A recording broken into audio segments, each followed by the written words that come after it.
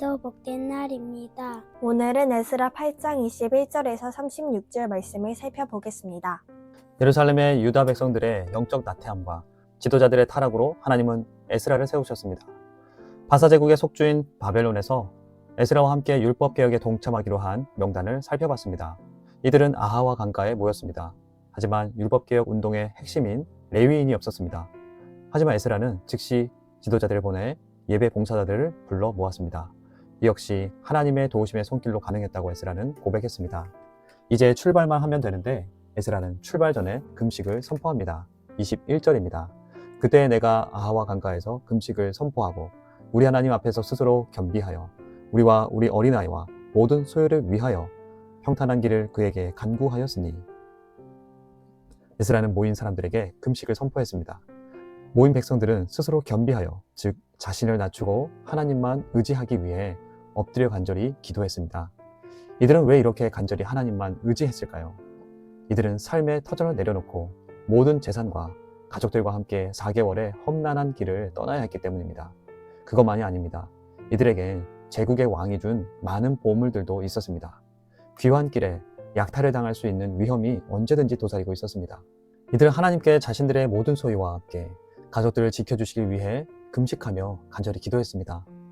왕과 바사 백성들은 예루살렘 성전을 위해 사용하도록 보물을 줬습니다. 그런데 그 보물과 백성들을 호위해줄 병사들도 보내주지 않았을까요? 이는 에스라가 거절했기 때문입니다. 에스라는 왜 거절했을까요? 22절과 23절입니다. 이는 우리가 전에 왕에게 아뢰기를 우리 하나님의 손은 자기를 찾는 모든 자에게 선을 베푸시고 자기를 배반하는 모든 자에게는 권능과 진노를 내리신다 하였으므로 길에서 적군을 막고 우리를 도울 보병과 마병을 왕에게 구하기를 부끄러워 하였음이라. 그러므로 우리가 이를 위하여 금식하며 우리 하나님께 간구하였더니 그의 응답하심을 입었느니라. 에스라는 왕에게 하나님의 손은 자기를 찾는 자에게 선을 베푸신다고 고백했던더라. 하나님의 도우심을 구하기로 결단하고 백성들과 함께 아하와 강가에서 금식을 한 것입니다. 에스라는 하나님의 보호하심을 믿었습니다.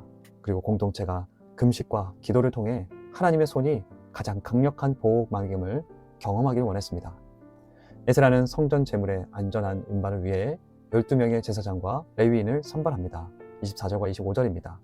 그때 내가 제사장의 우두머리들 중 12명 곧 세레비야와 하사랴와 그의 형제 10명을 따로 세우고 그들에게 왕과 모사들과 방백들과 또 그곳에 있는 이스라엘 무리가 우리 하나님의 성전을 위하여 드린 은과 금과 그릇들을 달아서 주었으니. 에스라는 하나님께 드려진 선물을 거룩함으로 구별된 제사장과 레위인들에게 맡겼습니다.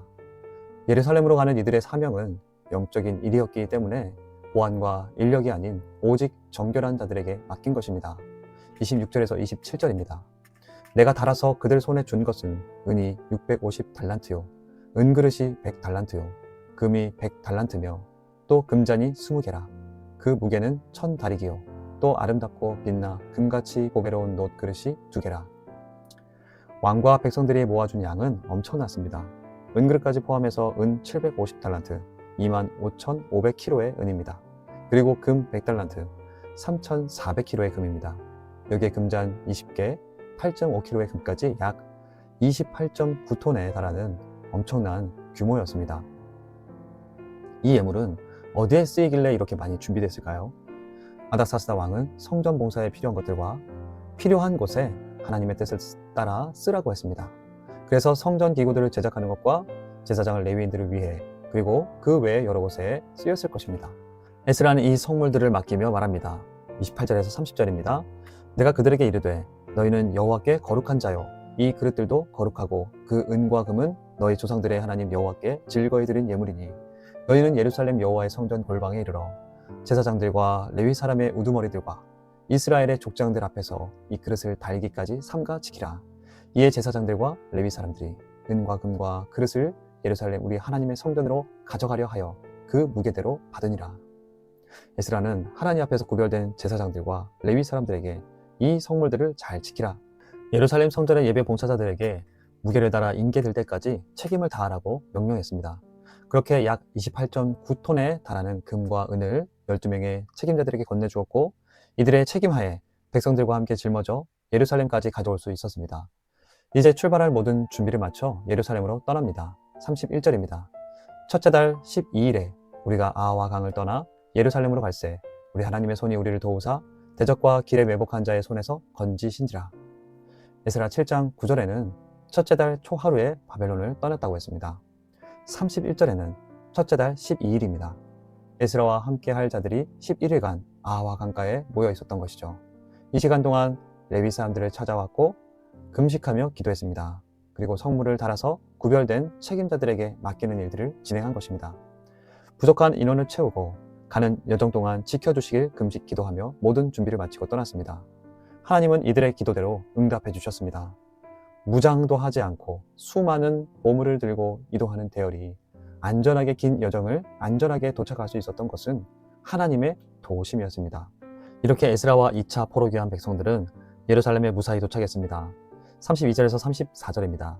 이에 예루살렘에 이르러 거기서 3일간 머물고 제4일에 우리 하나님의 성전에서 은과 금음과 그릇을 달아서 제사장 우리의 아들 무레못의 손에 넘기니 비느하스의 아들 엘라살과 레위 사람 예수의 아들 요사박과 인누의 아들 노아랴가 함께 있어 모든 것을 다 세고 달아보고 그 무게의 총량을 그때에 기록하였느니라. 4개월간 긴 여정 끝에 예루살렘에 도착했습니다. 이들보다 먼저 귀환했던 예루살렘 주민들은 이들의 귀환에 어리둥절했을 것입니다. 에스라는 왕의 조서를 들고 왔습니다.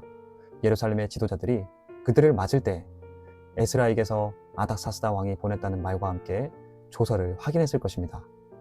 조서의 전체 내용을 나눈 시점은 알 수 없지만 에스라가 왕이 전하는 성물과 왕이 에스라를 율법 교사로 위임했다는 사실을 전달했기 때문에 3일간 쉬고 4일째 성물 전달과 하나님께 예배할 수 있었습니다. 에스라와 함께 2차 포로 귀환한 백성들은 3일간 휴식하고 넷째 날에 아하와 강가에서 무게를 쟀던 은, 금 그릇을 하나님의 성전에서 예루살렘 성전의 제사장들과 레위인들이 확인했습니다. 이 과정은 에스라가 맡긴 성물이 도중에 아무런 손실 없이 정확히 운반됐고 이 모든 일이 투명하고 책임감 있게 처리됐다는 말씀입니다. 이렇게 귀환한 백성들은 성전 성물을 온전히 전달하고 하나님께 번제를 드리고 그들의 귀환이 순전히 하나님의 은혜였음을 고백합니다. 35절에서 36절 말씀입니다. 사로잡혔던 자의 자손 곧 이방에서 돌아온 자들이 이스라엘의 하나님께 번제를 드렸는데 이스라엘 전체를 위한 수송아지가 12마리요 또 수량이 96마리요 어린 양이 77마리요 또 속죄제의 수염소가 12마리니 모두 여호와께 드린 번제물이라. 우리가 또 왕의 조서를 왕의 총독들과 유브라데 강 건너편 총독들에게 넘겨주매 그들이 백성과 하나님의 성전을 도왔느니라. 이들은 포로로 사로잡혀 갔던 자들이었습니다. 하지만 하나님의 부르심을 받고 자발적인 헌신으로 약속의 땅으로 돌아왔습니다. 이들은 이스라엘 12지파의 수에 맞춰 번제를 드리고 죄를 회개하며 속죄제를 드렸습니다. 이들은 이렇게 하나님 앞에서 예배하며 외인이 아닌 이스라엘 공동체의 일원이 됐음을 공식적으로 선언하고 확증했습니다. 그리고 에스라는 유다 지방과 바사 제국의 광서편 총독들에게 왕의 조서를 전달합니다. 성전에 필요한 모든 것을 제공하라. 성전 예배 봉사자들에게 세금 면제를 주라. 에스라가 율법을 따라 유다 지역을 재판관과 관리를 임명하고 율법을 가르칠 것이다. 성전은 완공됐지만 언제든지 위협의 대상이 될 강서편의 대적들에게 왕의 조서가 전달되자 그들은 왕의 명령을 따릅니다. 하나님은 다시 일하셨습니다. 성전이 완공되고 약 58년이 지나 1차 보로기환에 앞장섰던 수룹바벨도 없는 영적 리더의 부재, 이방인들과 통혼하며 타락해버린 유다 백성들을 다시 살리기 위해 에스라, 제국의 왕, 주변 총독들을 사용하셨습니다. 주변 위협으로부터 이들을 건지셨습니다. 이제 다시 하나님의 율법 앞에서 자신들의 죄를 회개하고 영적인 대각성 운동이 시작될 것입니다. 유다 백성들은 1차 포로기환한 지 벌써 80년이 됐습니다. 수룹바벨과 기환의 감격을 갖고 있던 이들은 거의 사라졌습니다. 이들은 성벽이 재건되지 않아 여전히 언제 올지 모를 대적들의 위협 아래 살고 있지만 영적으로는 타락한 상태였습니다. 에스라서의 1차 독자들은 성전과 성벽이 재건됐지만 본문의 유다 백성들처럼 여전히 바사 제국의 속주였습니다. 하지만 귀환의 감격이 없는 다음 세대들입니다. 이들도 예배는 하지만 영적으로 타락했습니다. 하나님은 이들에게 말씀하십니다.